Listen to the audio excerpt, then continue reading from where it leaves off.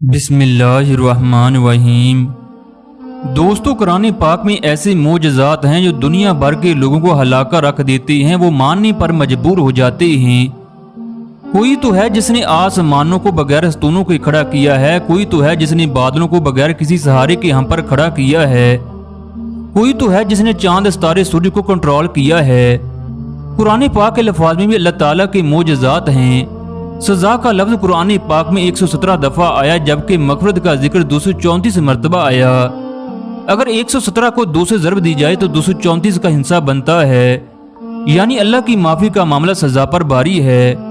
कुरान पाक में दुनिया और आखिरत का जिक्र 115 दफा आया, जबकि शैतान का जिक्र भी 88 मरतबा और फरिश्तों का जिक्र भी 88 मरतबा आया। जन्नत का जिक्र भी 77 मरतबा और दोज़ख का जिक्र भी 77 मरतबा आया। गर्मी का जिक्र 5 मरतबा और सर्दी का जिक्र भी 5 मरतबा आया, जबकि मर्द और औरत का जिक्र भी 30 मरतबा किया गया।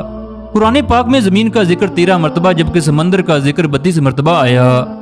आज से 1400 साल पहले ये अदादो शुमार बनाए गए। ख़वातीन व हज़रात, अब हम वो वीडियो देखती हैं जिसमें एक बच्चे ने इमाम काबा को भी पीछे छोड़ दिया।